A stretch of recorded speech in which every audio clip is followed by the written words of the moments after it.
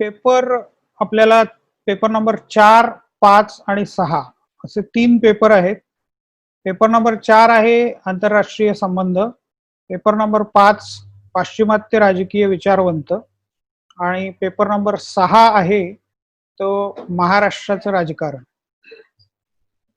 तर महाराष्ट्राच्या राजकारणाविषयी काही माहिती आपण घेतली. पाश्चिमात्य राजकीय विचारवंत याच्याविषयी बरीच चर्चा झाली आहे. 4 लेक्चर्स आपण ऑर्गनाईज केले होते. ते लेक्चर्स तुम्हाला परत यूट्यूबवर बघता येतील आणि त्याचा एक बॅकग्राऊंड असं लेक्चर तेही मी दिलेलं होतं. तर ते सगळे व्हिडिओज पहा, त्याच्या स्वतःच्या नोट्स काढा आणि काही प्रश्न असतील तर ते ग्रुपवर विचारा. आपण आपल्या अभ्यासाला आता सुरुवात करतोय. म्हणजे आता ऍडमिशन प्रोसेस पण सुरू झाली आहे. कॉलेज प्रत्यक्षात कधी सुरू होईल ते कोणालाच सांगता येत नाही आता, पण आपण आपल्या अभ्यासाला आता सुरुवात करूया. तर 4 नंबरचा जो पेपर आहे त्याचं इंट्रोडक्शन राहिलं होतं ते आज आपण करूया. आंतरराष्ट्रीय संबंध माझा वैयक्तिकरित्या सगळ्यात आवडता विषय. त्याचा सिलेबस तुम्हाला आपल्या साईटवरती मिळेल. मी ग्रुपवरही पुन्हा टाकतो. गुगल क्लासरूम मध्ये पण तो आहे. 4 चॅप्टर्स आहेत, अर्थात प्रत्येक पेपरला 4 चॅप्टर्स, त्याप्रमाणे या पेपरलाही 4 चॅप्टर्स आहेत. पहिल्या चॅप्टर मधला पहिला भाग आहे आंतरराष्ट्रीय संबंध आणि आंतरराष्ट्रीय राजकारण, व्याख्या, व्याप्ती आणि महत्व. तर तो भाग आपण आज कव्हर करणार आहोत. आंतरराष्ट्रीय संबंध आणि आंतरराष्ट्रीय राजकारण हे 2 शब्द आहेत.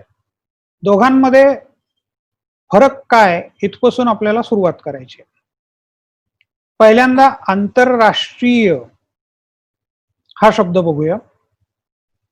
2 राष्ट्रांमधला, 2 किंवा त्यापेक्षा अधिक राष्ट्रांमधले संबंध किंवा राजकारण, त्याला आपण आंतरराष्ट्रीय संबंध किंवा आंतरराष्ट्रीय राजकारण असं म्हणतो. राष्ट्र एकूण किती आहेत? तर सार्वभौम राष्ट्र 200च्या आसपास आहे. 200 राष्ट्रांचे प्रत्येकाशी एकमेकांशी असलेले संबंध. आता आंतरराष्ट्रीय संबंध हा थोडा वेगळा विषय आहे.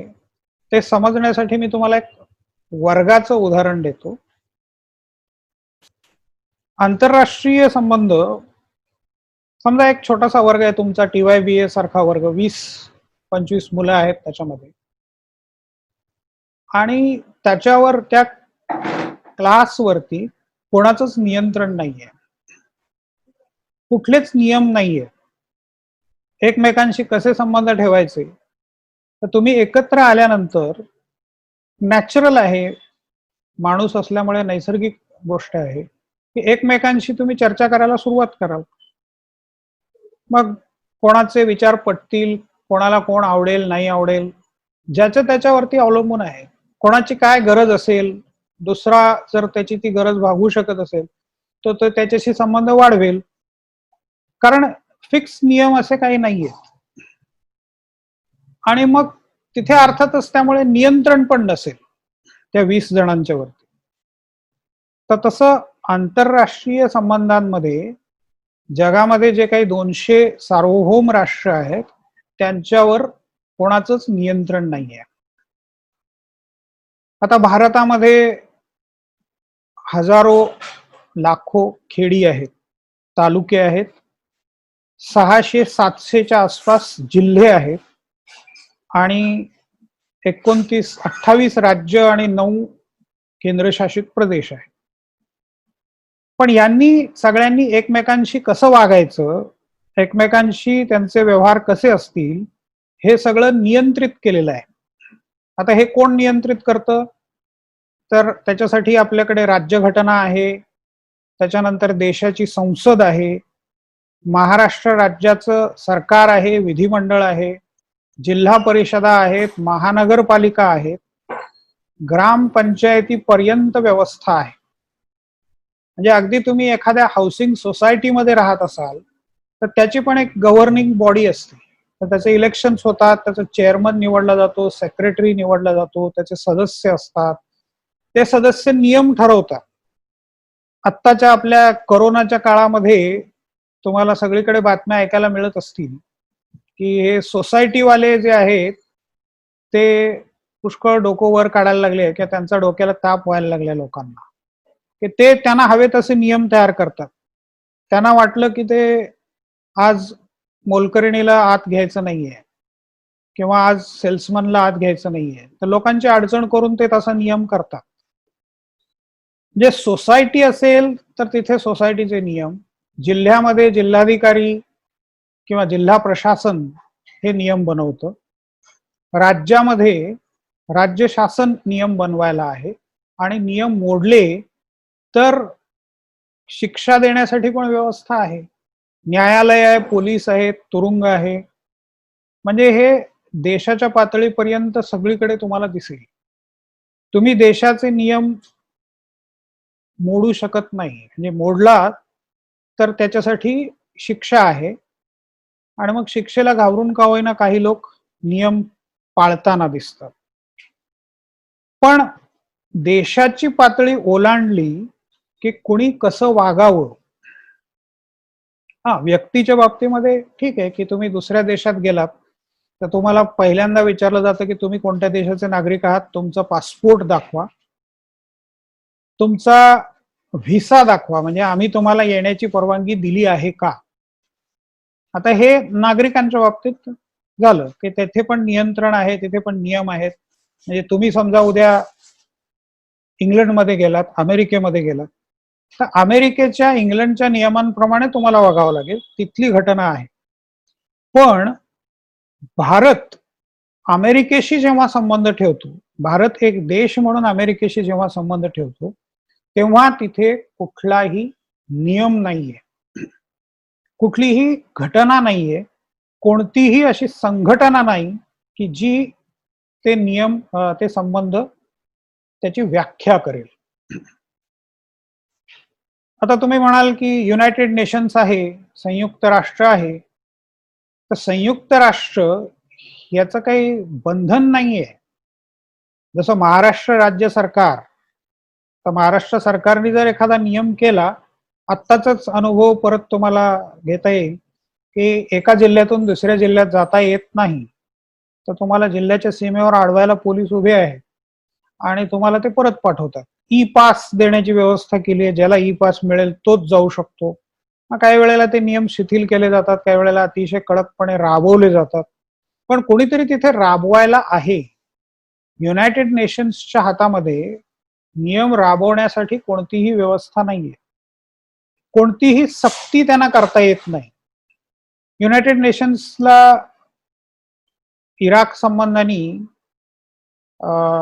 1990 मध्ये, 91 मध्ये, 2003 मध्ये इराकवर हल्ला करू नये अशा प्रकारचा ठराव युनायटेड नेशन्सने केलेला होता, पण अमेरिकेने तो जुमानला नाही. अमेरिकेला त्याच्याबद्दल युनायटेड नेशन्सने काय शिक्षा दिली किंवा काय जाब विचारला, काहीही करू शकत नाही. त्यामुळे युनायटेड नेशन्स नावाची संघटना आहे, मग वर्ल्ड ट्रेड ऑर्गनायझेशन आहे, वर्ल्ड बँक आहे, इंटरनॅशनल मॉनिटरी फंड आहे, कितीतरी आंतरराष्ट्रीय संघटना आहेत, पण त्या सार्वभौम नाहीयेत. त्यांची बंधनं सगळ्या राष्ट्रांवरती घालता येत नाही. हा, जर त्या राष्ट्रांनी ठरवलं की मी हे मान्य करणार, तर ते नियम पाळले जातात, एरवी नियम पाळले जात नाही. तर आंतरराष्ट्रीय संबंध हे कोण ठरवतं? तर आंतरराष्ट्रीय संबंध प्रत्येक राष्ट्र आपण दुसऱ्याशी कसे संबंध ठेवायचे हे ठरवतं. म्हणजे तिथे कुठलेही नियम नाहीयेत. मग हे कशाच्या आधारावर ठरवतं? तर त्याच्यासाठी एक शब्द आहे, त्याला म्हणतात राष्ट्रहित, नॅशनल इंटरेस्ट. मग भारत बाकीच्यांशी संबंध ठेवणार. आता संबंध ठेवावे लागतातच. तुम्ही एकलकोंड जीवन जगू शकत नाही. भारतामध्ये सगळ्या गोष्टी तयार होतीलच असं नाहीये. आता उदाहरणार्थ कोरोनाची लस उद्या समजा ऑक्सफर्डने तयार केली, अमेरिकेत तयार झाली किंवा रशिया, तिन्ही देशांचे आता दावे आहेत की आम्ही एका महिन्यात 2 महिन्यात ती लस आणणार आहोत. किंवा भारताचा पण काहीतरी एक दावा होता की 15 ऑगस्टच्या आधी आम्ही ती लस आणणार आहोत. समजा आपण ती लस तयार केली, समजा अमेरिकेने लस तयार केली, तर आपल्याला अमेरिकेशी संबंध ठेवावा लागेल किंवा आपल्याशी बाकीच्यांना संबंध ठेवावा लागेल आणि आपल्याकडून लस घ्यावी लागेल. मैत्रीचे संबंध असतील तर आपण ती देणार, ते नसतील तर आपण विचार करणार. तर हे एकटेपणा म्हणजे मी कोणाशीही संबंध ठेवणार नाही, मी माझं जगणार, असं कुठलंही राष्ट्र म्हणू शकत नाही. हा, तसं आता उदाहरणच बघायचं झालं तर एक राष्ट्र सध्या जगामध्ये आहे, ते म्हणजे नॉर्थ कोरिया. आता ऑनलाईन याचा हा थोडासा तोटा होतोय की हे प्रश्न मी तुम्हाला विचारले पाहिजे, तुमच्याकडून उत्तरं यायला हवी आहेत, तर ते आत्ता आपल्याला इथे करता येत नाही, कारण मग डिस्टर्बन्सेस बऱ्याच वेळेला होतात किंवा मग उत्तर पटकन नाही मिळालं तर वेळ जातो. आपण पुढच्या वेळेपासून तोही प्रयोग करून बघू, पण सध्या आहे तसं चालू दे. तर एक राष्ट्र असं आहे, नॉर्थ कोरिया त्याला म्हणतो, उत्तर कोरिया. तिथे हुकुमशहा आहे आणि त्यांचे जवळपास जगातल्या कुठल्याही राष्ट्राशी फारसे चांगले संबंध नाहीये. एकच राष्ट्र त्यांना सर्व प्रकारची मदत करतं, ते म्हणजे चीन. नॉर्थ कोरिया मॅपवर जर तुम्ही बघितलात तर चीनच्या जवळ येतो. चीनची बॉर्डर त्याला लागलेली आहे आणि चीनकडून त्यांना सगळी मदत मिळते, म्हणून ते तग धरून राहिलेले आहे. म्हणजे नॉर्थ कोरिया सारख्या राष्ट्राला सुद्धा कुठल्या तरी दुसऱ्या राष्ट्राशी संबंध ठेवावेच लागलेले. म्हणजे मी कोणाशीही संबंध ठेवणार नाही असं कोणालाच म्हणता येत नाही. मग संबंध कशाच्या आधारावर ठेवायचे, कसे ठेवायचे, तर ते मुख्यतः ठरतं ते राष्ट्रहिताच्या आधारावर. राष्ट्रहित म्हणजे आपल्या राष्ट्राच्या हिताचं काय आहे, आपल्या राष्ट्राच्या फायद्याचं काय आहे. आता उदाहरणार्थ आपले सौदी अरेबियाशी संबंध आहेत. मग सौदी अरेबिया, काही जण असं म्हणतील की इस्लामिक स्टेट आहे, इस्लाम हा त्यांचा अधिकृत धर्म आहे, मग आपण त्यांच्याशी संबंध ठेवायचे का. सगळ्यांना नाही वाटणार, पण काही जणांना वाटेल. कोणाला ते तुमच्या लक्षात आलं असेल. पण आत्ताच्या सरकारने सुद्धा तुम्ही बघितलं असेल तर सौदी अरेबियाशी संबंध ठेवलेले आहेत. सौदी अरेबियामध्ये आपले पंतप्रधान जातात, भेटतात, तिथे त्यांचे कार्यक्रम होतात, तिथल्या भारतीयांच्या बरोबर ते जाऊन बोलतात, मिसळतात, कॉन्फरन्सेस होतात. म्हणजे आपल्या राष्ट्राचं हित काय कशामध्ये आहे, सौदी अरेबियाशी उत्तम संबंध ठेवण्यामध्ये आहे. कारण तिथे आपले नागरिक आहेत, त्यांची सुरक्षा महत्वाची आहे. मध्येच काही कारणांनी सौदी अरेबियामधल्या काही लोकांनी सौदी अरेबियाच्या विरोधात, इस्लामच्या विरोधात काही विधानं करायला सुरुवात केली. तिथे ते आश्रित म्हणून राहतायत, त्यांना नोकरी तिथली मिळाली आहे आणि त्यांच्याच सरकार विरुद्ध बोलायला लागले, तर सरकारने ऑब्जेक्शन घेतलं त्याला. लगेच पंतप्रधानांनी सावरून घेण्याचा प्रयत्न केला की असं काही नाहीये आणि आम्हाला चांगले संबंध ठेवायचे आहेत, असं पंतप्रधान म्हणाले आणि मग पुन्हा सौदी अरेबियाशी आपले संबंध चांगले राहिले. तर राष्ट्रहित हे वेळोवेळी बदलत राहतं. काही निश्चित गोष्टी आहेत, म्हणजे आपल्याला पेट्रोल पाहिजे, आपल्याला तंत्रज्ञान पाहिजे. पेट्रोल पाहिजे तर आपण अरबस्तानशी सगळ्या संबंध ठेवलेले आहेत. टेक्नॉलॉजी पाहिजे तर युरोप, अमेरिका, इस्रायल यांच्याशी संबंध ठेवलेले आहेत. तर इस्रायलशी जवळपास 1990 पर्यंत आपले संबंध नव्हते. कारण का, तर इस्रायल आणि पॅलेस्टाईनचा वाद होता आणि आपण पॅलेस्टाईनच्या बाजूनी होतो आणि म्हणून इस्रायलशी संबंध ठेवलेले नव्हते. पण नरसिंहराव सरकारने 1990 नंतर इस्रायलशी संबंध प्रस्थापित केले. इस्रायलकडून आपल्याला बरीच लष्करी मदत मिळाली. इस्रायलची गुप्तचर संस्था अत्यंत प्रभावी आहे, मोसाद नावाची. तिच्याकडून आपल्याला वेळोवेळी बरीच चांगली माहिती मिळत गेली. तर हे आपलं राष्ट्रहित होत. स्वातंत्र्य आपल्याला मिळालं त्यावेळेला पंतप्रधान नेहरूंच्या पुढे 3 ऑप्शन्स होते. 2 ऑप्शन्स होते खरे तर. एक तर रशियाच्या कॅम्पमध्ये जायचं, कम्युनिस्ट व्हायचं, किंवा कम्युनिस्ट USSRला मानायचं, त्यांची व्यवस्था स्वीकारायची, किंवा अमेरिकन कॅम्पमध्ये जायचं, कॅपिटलिस्ट अमेरिकेकडे जायचं. तर नेहरूंनी दोन्ही मार्ग नाकारले. आम्ही कुठल्याही एका विशिष्ट गटात सामील होणार नाही, आम्हाला अलिप्त राहायचं आहे, स्वतंत्र राहायचं आहे, आम्हाला सगळ्यांशीच मैत्रीचे संबंध ठेवायचे. तर त्यावेळेला राष्ट्रहिताच्या दृष्टीने ते अत्यंत योग्य होतं. त्याचा आपल्याला फायदा झाला, कारण आपल्याला अमेरिकेने पण मदत केली आणि रशियाने पण वेळोवेळी मदत केली. आत्ताच्या परिस्थितीत सुद्धा भारत सरकार जसं अमेरिकेबरोबर संबंध वाढवण्याचा प्रयत्न करतंय, तसं दुसऱ्या बाजूला रशिया बरोबर संबंध वाढवण्याचा पण प्रयत्न करताना दिसतो. आपण थोडंसं रशियाकडे दुर्लक्ष केलं, अमेरिकेकडे जास्त लक्ष दिलं, तर रशियाने पाकिस्तान बरोबर संबंध वाढवायला सुरुवात केली. मग आपल्यामधल्या काही लोकांनी प्रश्न उपस्थित केला की रशिया आणि पाकिस्तानचे संबंध वाढत आहेत. तर रशियाने लगेच आपल्याला उत्तर दिलं की तुमचे आणि अमेरिकेचे संबंध वाढले त्यावेळेला आम्ही कुठे आक्षेप घेतलेला नव्हता. तसाच आमचा आणि पाकिस्तानचा संबंध आहे. पाकिस्तानशी संबंध आम्ही नंतर मग थोडक्या काही दिवसांनी अर्थात थोडंसं क्लॅरिफिकेशन पण आलं की पाकिस्तान त्याच्या बाजूला आहे ताजिकिस्तान. ताजिकिस्तान हा पूर्वी USSRचा भाग होता आणि ताजिकिस्तानमध्ये काही अण्वस्त्र आहेत. पाकिस्तानशी संबंध ठेवण्याचं कारण ताजिकिस्तान आणि पाकिस्तान यांचे संबंध जुळून त्यांना अण्वस्त्र वगैरे मिळू नये, गोंधळ होऊ नये याच्यासाठी USSR किंवा आताचा जो रशिया आहे तो पाकिस्तानशी संबंध ठेवताना दिसतो.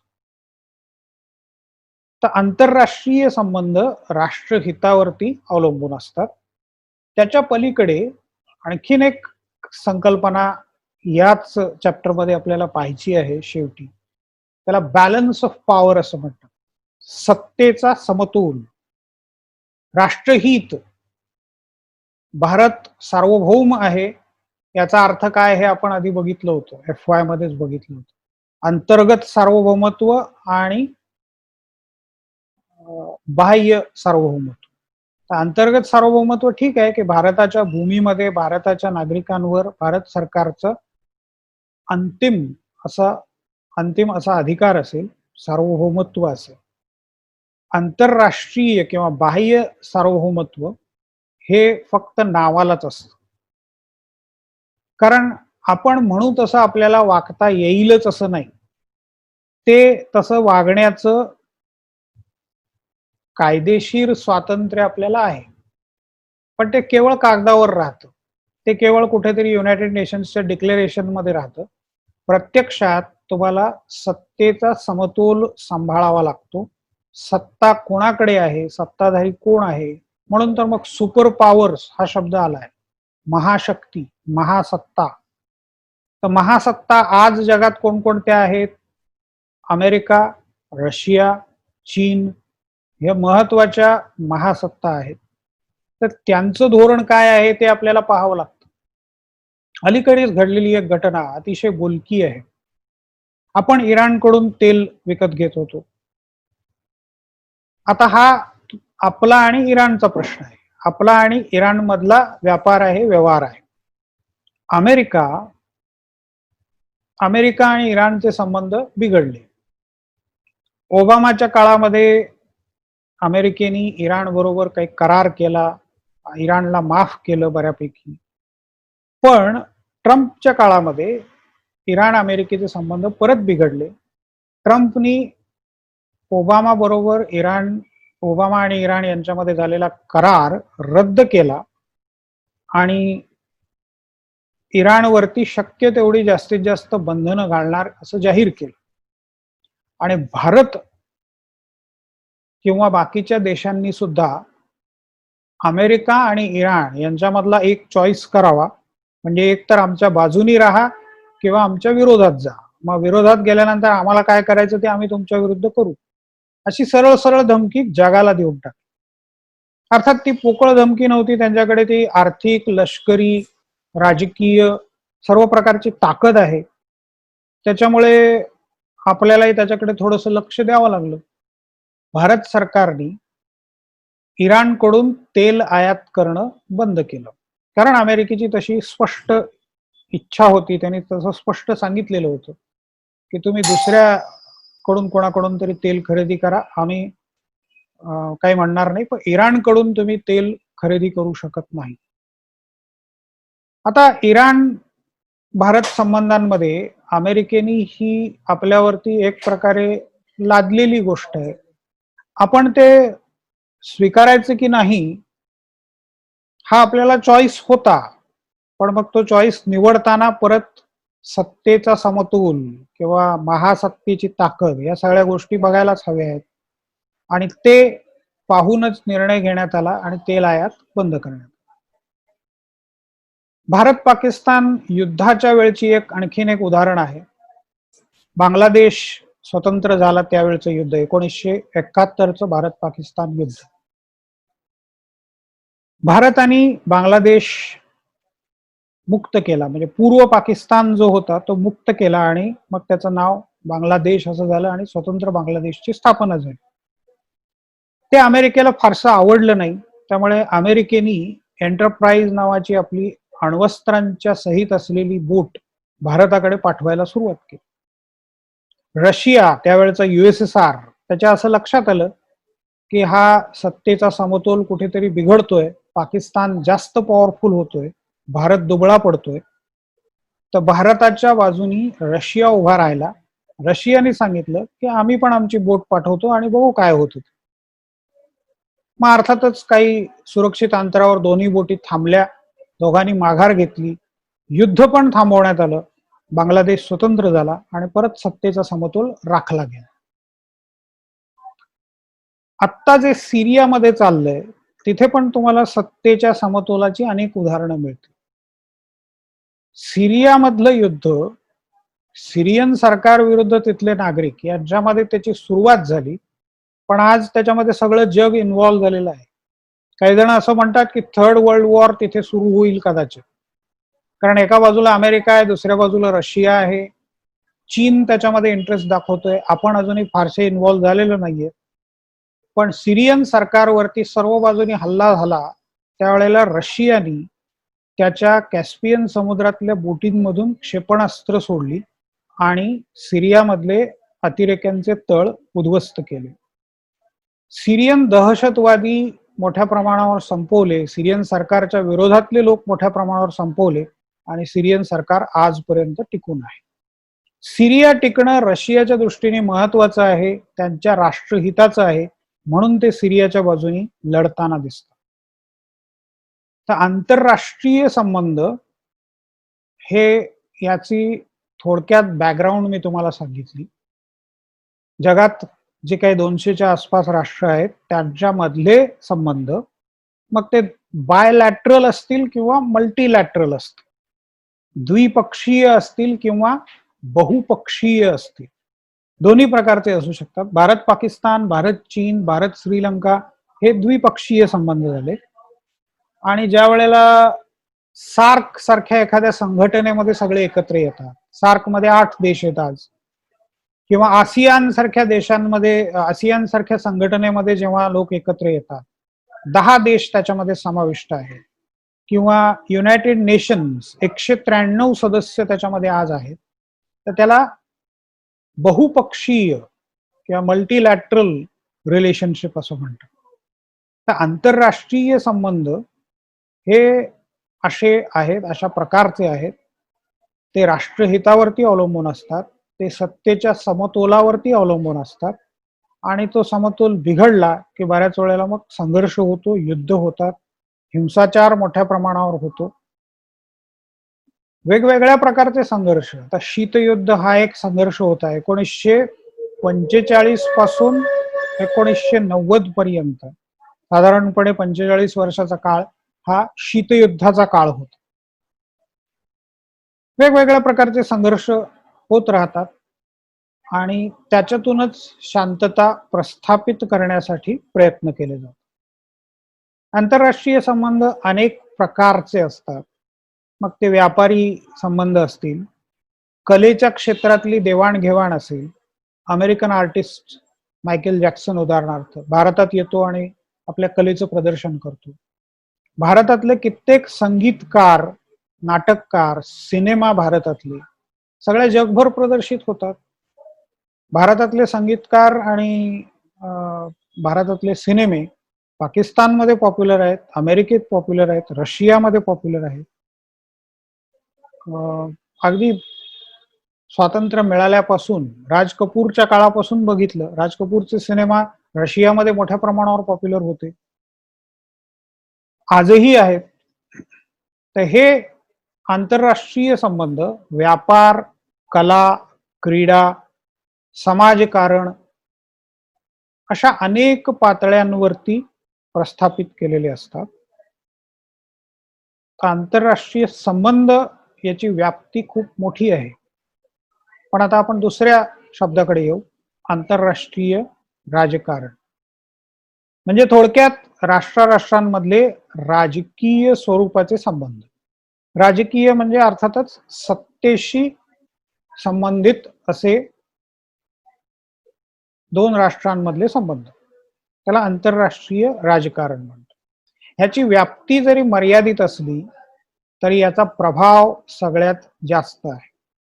राजकारण सुरळीत असेल तर बाकीचं सगळं सुरळीत असतं.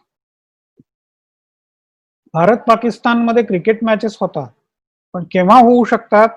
जेव्हा भारत पाकिस्तान राजकीय संबंध चांगले आहेत त्याच वेळेला होऊ शकतं. त्यामुळे आंतरराष्ट्रीय संबंधांची व्याप्ती खूप मोठी आहे, पण ते केव्हा सुरळीत चालतात? जेव्हा आंतरराष्ट्रीय राजकारण सुरळीत असेल तेव्हाच. चीन आणि भारताचे संबंध खूप मोठ्या प्रमाणावर आहेत, पण आता राजकीय संबंध बिघडले आहेत. तर भारत सरकार एक एक गोष्टीवर बंदी घालायला भारत सरकारने सुरुवात केली आहे. अगदी काही मोबाईल ऍप्स, जवळपास मला वाटतं 59 मोबाईल ऍप्स त्यांनी बंद केलेले आहेत. कित्येक कॉन्ट्रॅक्ट ते रद्द करताना दिसतात. म्हणजे जर राजकीय स्थिती चांगली नसेल, राजकारण धड नसेल, तर आंतरराष्ट्रीय संबंधाला फारसा अर्थ राहत नाही.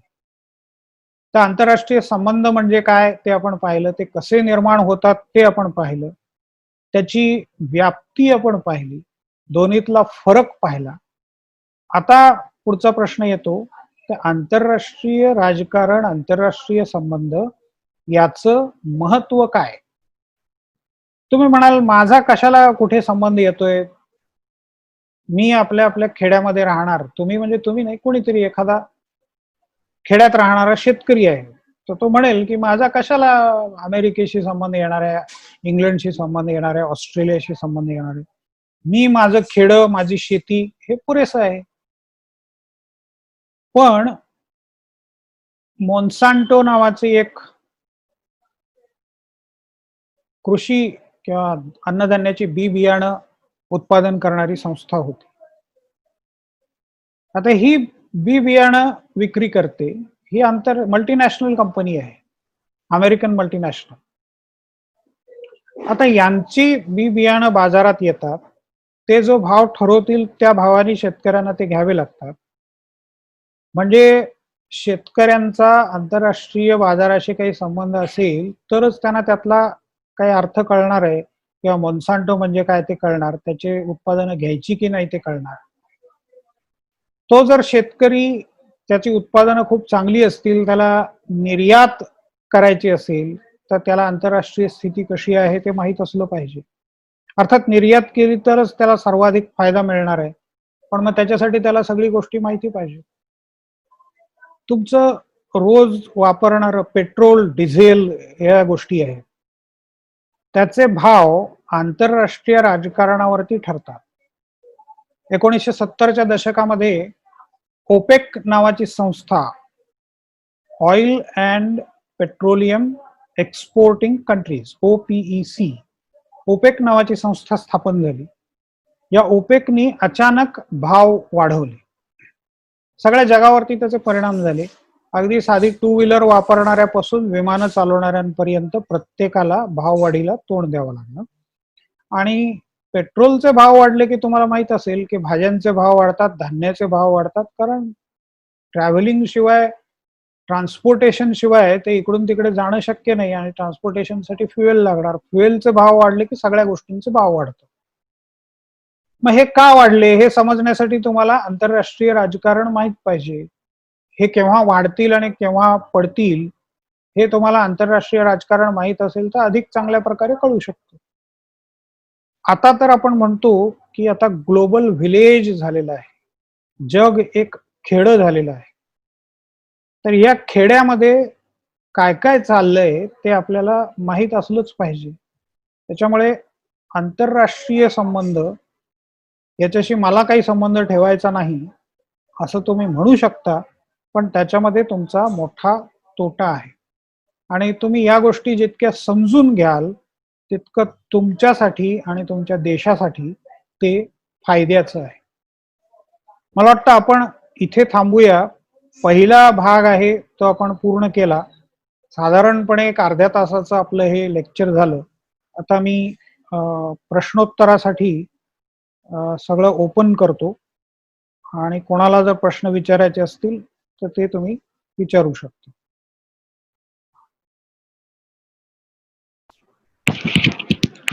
हॅलो सर, माझा आता आवाज येते?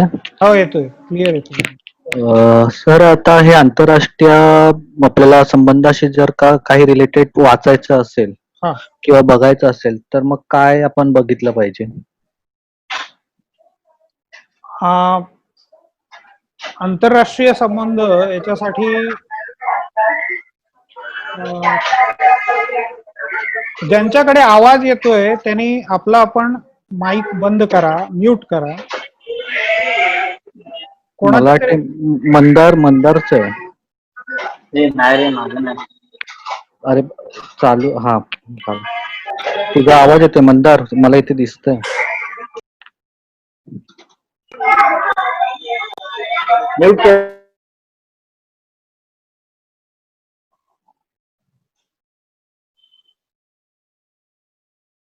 हा असा प्रॉब्लेम येतो की कोणाला तरी लक्षात यायला हवं होतं. मिलिंद, तू अनम्यूट करू शकतो आणि तू बोलू शकतो. ज्याला प्रश्न विचारायचा त्यांनी रेज हँड अशी एक सोय आहे, ते हँड रेज करा आणि तुम्ही बोलू शकता. मिलिंद अनम्यूट होतोय? हा झालं. हा, हा सर, तर मग त्याबद्दल आपण कुठे नाही काय काय वाचू शकतो, कुठे बघू शकतो? हा त्याच्यासाठी एक थोडस इंग्रजी वाचावं लागेल. टाइम्स ऑफ इंडिया हा एक बेसिक सोर्स आहे. त्याच्यानंतर टाइम आणि इकॉनॉमिस्ट. ओके. म्हणजे अर्थात मी हे सांगून ठेवतोय, तुम्ही लिहून घ्या किंवा लक्षात ठेवा आणि मग तुम्हाला जितकं जितकं करता येईल तितकं, अर्थात कमीच आहे ते. बीबीसी ची साईट आहे, बीबीसी मराठी सुद्धा आहे आता. हे बरोबर. सगळ्यात चांगलं आहे. म्हणजे बीबीसी मराठीवरती पण आंतरराष्ट्रीय बातम्या बऱ्याच येतात आणि बीबीसीची जी मूळ इंग्लिश साईट आहे त्याच्यावरती ते सतत जे काही घडतं त्याच्यावरती काहीतरी इन्फॉर्मेशन येत राहते. साईट्स खूप आहेत. त्याच्याशिवाय युट्यूब वरती बरेच चॅनल्स आहेत. दुनियादारी नावाचं एक चॅनल आहे, मी तुम्हाला त्या चॅनलची हो. लिंक पण देतो. लल्लन टॉप शो नावाचा एक चॅनल आहे, त्याच्यावरती त्यांचा एक दुनियादारी नावाची सिरियल आहे, तर त्याच्यात रोज हिंदी मधून ते प्रकाशित करतात. म्हणजे जे जे काही आंतरराष्ट्रीय संबंधांच्या बाबतीत घडतं ते हिंदी मधून ते देण्याचा प्रयत्न करतात. त्याच्यानंतर आणखीन एक चॅनल आहे, मला आता त्याचं नाव आठवत नाहीये, की जे पुन्हा इंटरनॅशनल रिलेशन संबंधाने अतिशय चांगलं विवेचन करतात. ओके. मी एक मिनिट इथे आत्ता बघून सांगतो तुम्हाला.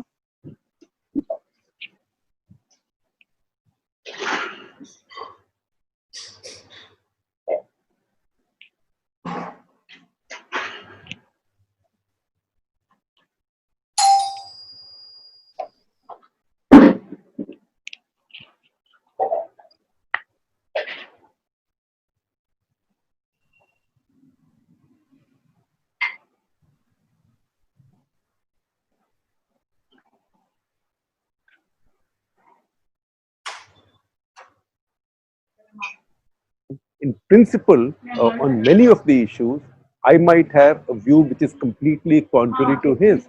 I think ideologically. हा, शेखर गुप्ता नावाचे ग्रस्त आहे. शेखर गुप्ता, त्यांचं प्रिंट नावाचं एक ऑनलाईन मॅगझिन आहे आणि त्याच्यामध्ये इंटरनॅशनल रिलेशन वरती खूप चांगलं विवेचन केलं जातं. नॅशनल पॉलिटिक्स विषयी पण ते बोलतात. त्यांचं एक अर्थात मत आहे, आपल्याला माहिती आणि इन्फॉर्मेशन दोन्ही त्याच्यावरती मिळू शकते, ऍटिट्यूड किंवा ओपिनियन पण मिळू शकतं. तर शेखर गुप्ता आणि हे जे ललन टॉक शो आहे, हे 2 चॅनल्सला तरी तुम्ही सबस्क्राईब करा कमीत कमी. ओके. बीबीसीची साईट इंग्लिश मधली, हिंदी मधली आणि मराठी मधली. बीबीसी हिंदीचा एक शो आहे सारिका सिंग म्हणून, तर त्यांचा शोही अतिशय चांगला असतो. सिलेक्टेड इव्हेंट्स वरती कॉमेंट असते, म्हणजे त्याच्यातूनच मला बऱ्यापैकी माहिती मिळत राहते. त्याचा आवाज जरा कमी कर किंवा दरवाजा बंद कर.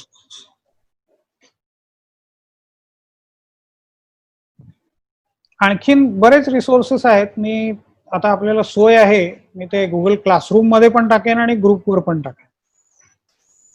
तर त्या रिसोर्सेस वरून तुम्हाला सततची अप टू डेट माहिती मिळू शकेल. आणि सर, आता जे आपल्याला जे 4 आता आंतरराष्ट्रीय संबंधाचे 4 टॉपिक आहेत, तर त्याच्यामध्ये आपल्याला कोणकोणते आहेत? म्हणजे पहिल्यांदा आपल्याला कोल्ड वॉर आहे. एक मिनिट, मी ओळीनीच सांगतो तुम्हाला आणि ती शेअरच करतो, म्हणजे मग स्क्रीन शेअर केला म्हणजे सगळ्यांना दिसेल.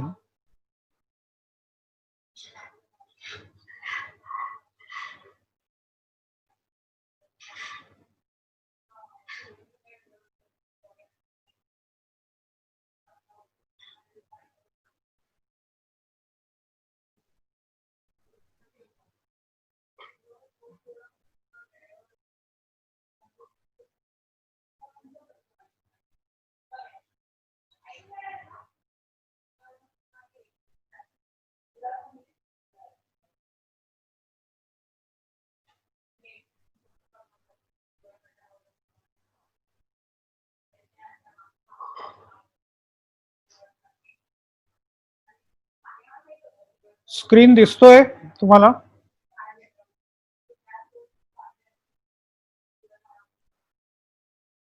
हॅलो,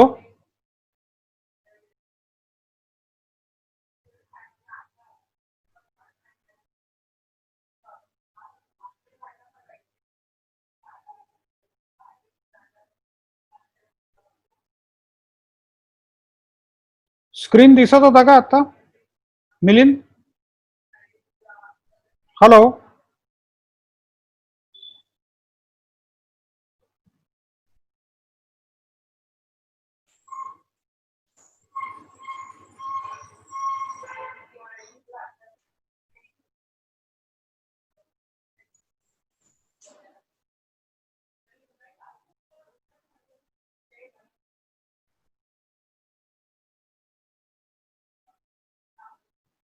दोन 2018-19 पासूनचा हा आपला सिलेबस आहे.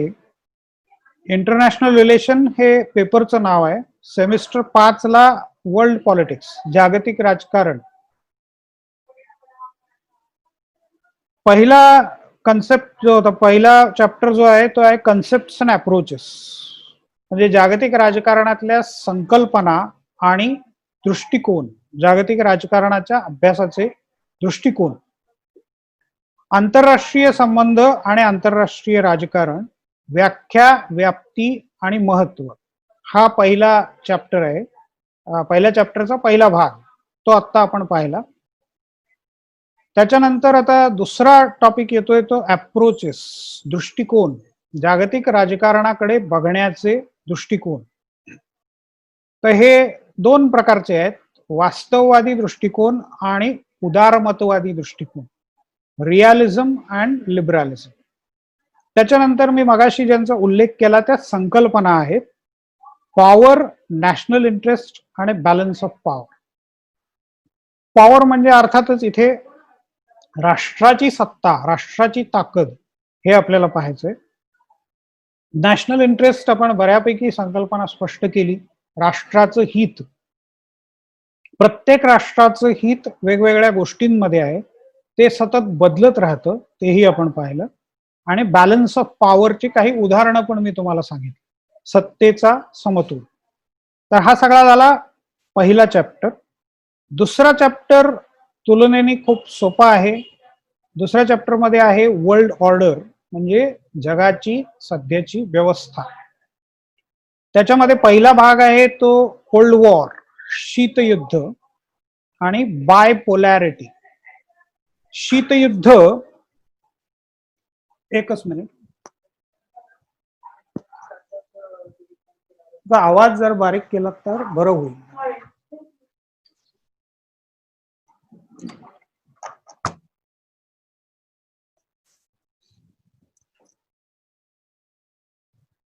शीतयुद्ध आणि बायपोलॅरिटी.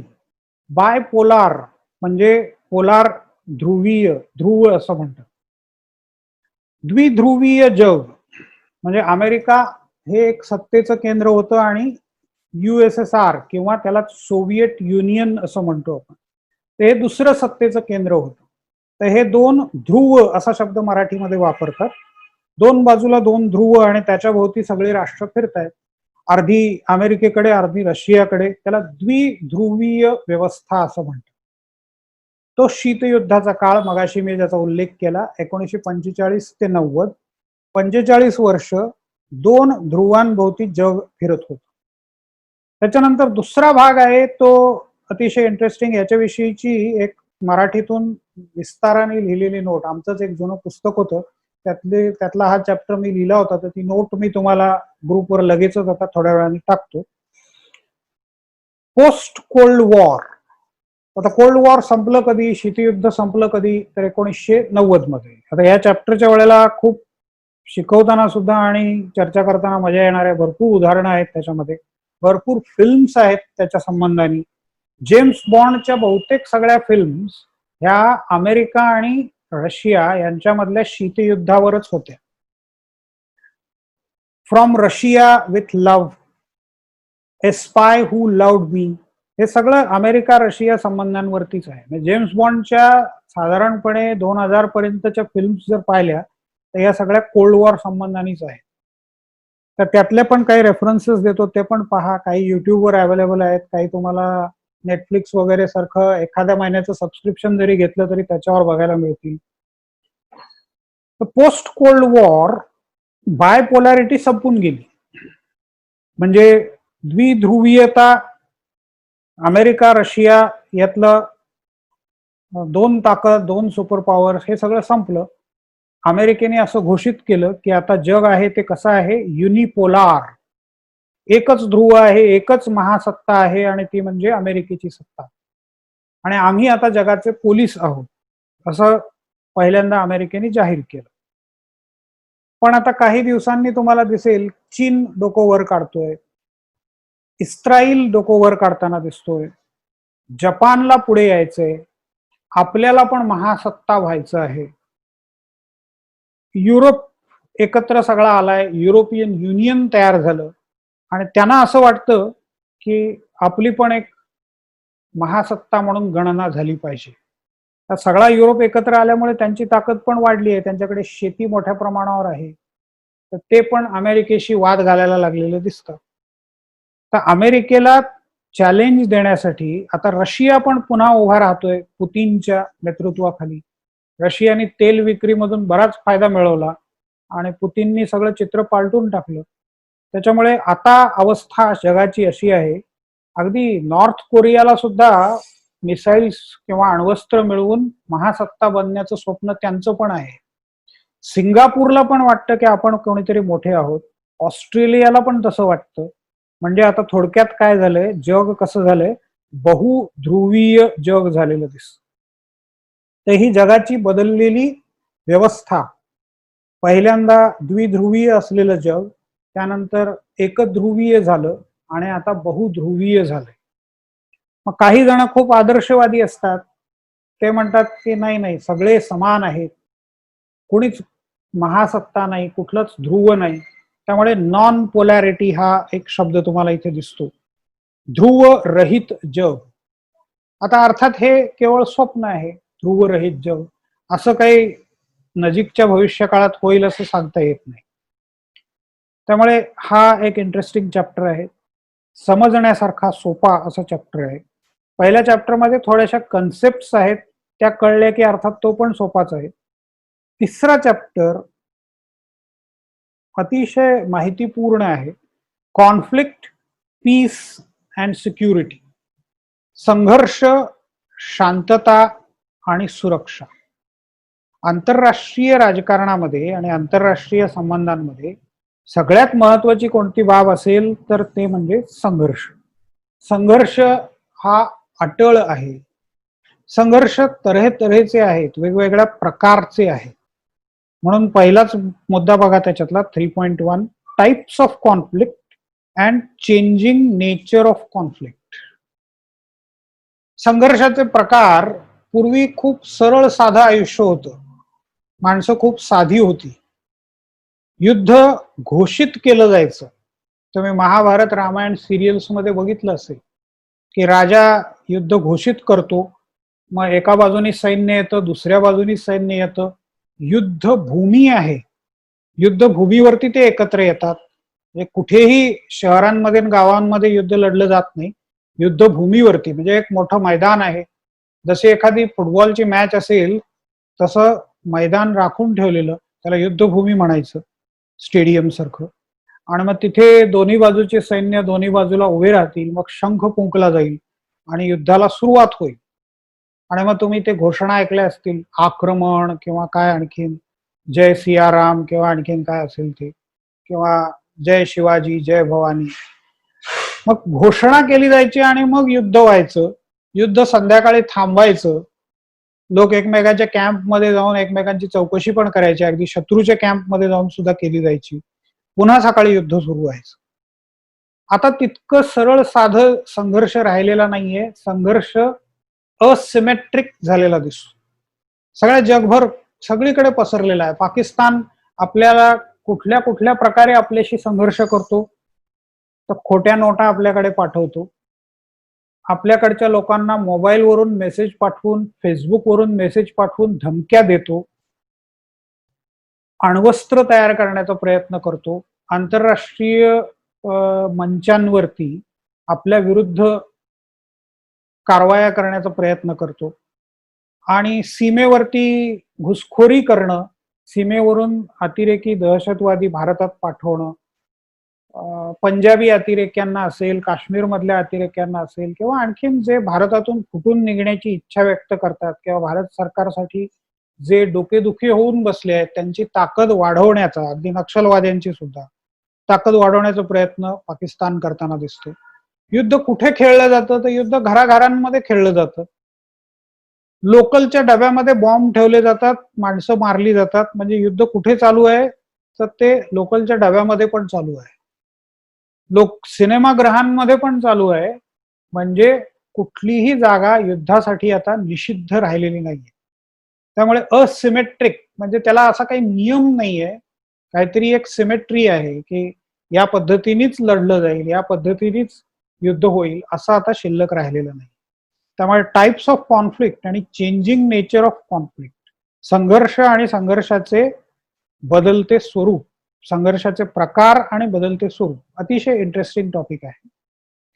मग आता या संघर्षासाठी, संघर्ष सोडवण्यासाठी आणि शांतता प्रस्थापित करण्यासाठी काही दृष्टिकोन आहे, अप्रोचेस टू पीस.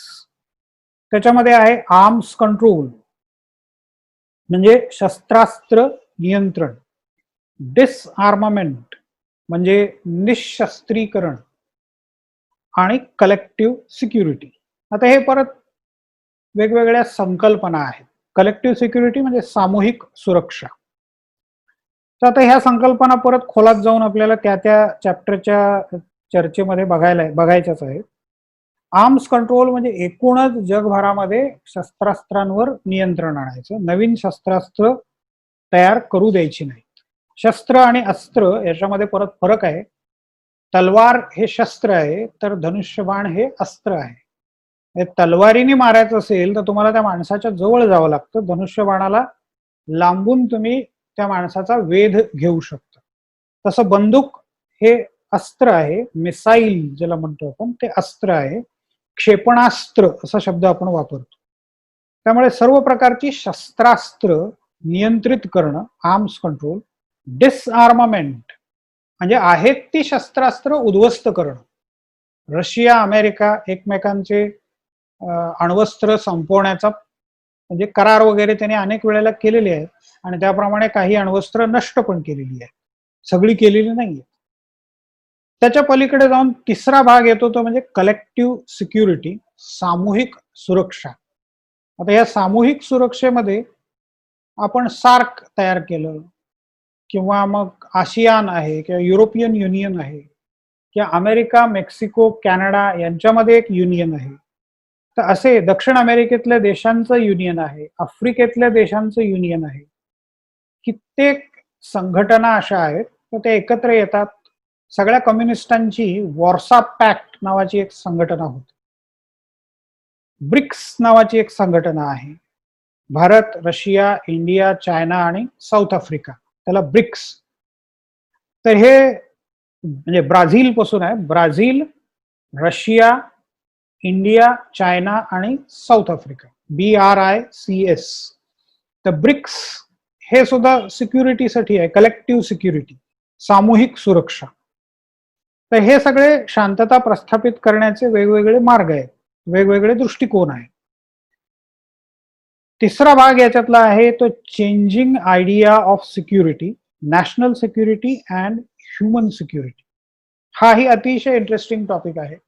सुरक्षेची संकल्पना ही काळानुसार पुन्हा बदलत चाललेली दिसते. ह्युमन सिक्युरिटी, मानवी सुरक्षा याला जास्त महत्व आलेलं दिसतं, कारण तसे प्रश्न उपस्थित होत आहेत. आत्ताचे जे चाललेलं आहे करोना क्रायसिस ज्याला म्हणतो आपण, तो मानवी सुरक्षेचा मोठा प्रश्न आहे. म्हणजे त्याच्यामध्ये राष्ट्राच्या सीमा करोना ओळखत नाही, श्रीमंत गरीब ओळखत नाही, जात धर्म ओळखत नाही, किंवा कुठल्या देशाचा आहे, युरोपियन आहे का अमेरिकन आहे, गोरा आहे का काळा आहे, काहीही ओळखत नाही. तर त्याच्याशी लढायचं असेल तर सर्व राष्ट्रांनी एकत्र येऊन मानवी सुरक्षेसाठी प्रयत्न केले पाहिजेत. नॅशनल सिक्युरिटी म्हणजे सैन्य वाढवणं, लष्कर वाढवणं, बंदुका, गोळ्या, दारुगोळा, रणगाडे एवढंच राहिलेलं नाहीये. तर मानवी सुरक्षेला जास्त महत्व आहे.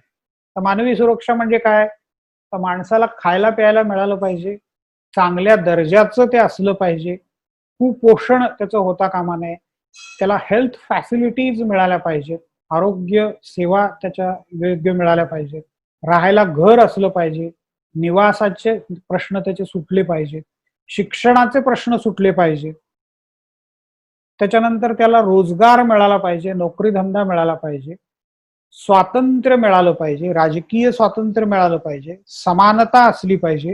हे सगळे मानवी सुरक्षेचे प्रश्न आहेत.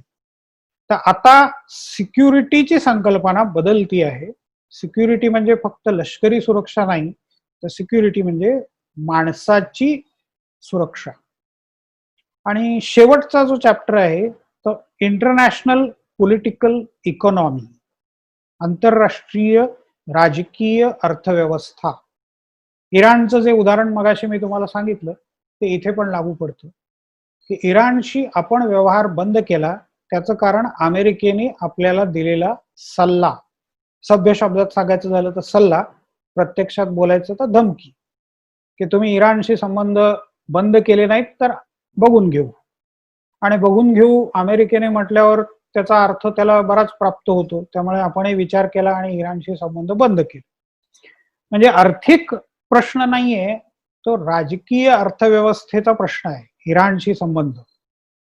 तर राजकीय अर्थव्यवस्था एक जगभरामध्ये प्रस्थापित झालेली आहे.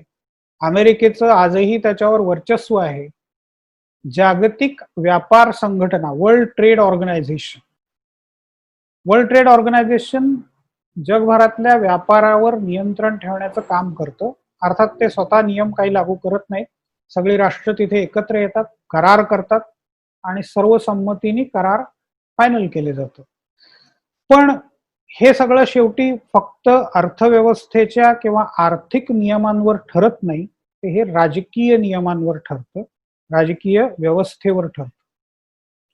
तर त्यात पहिला आपल्याला भाग पाहायचा आहे तर Bretton Woods institution, IMF, world bank आणि WTO.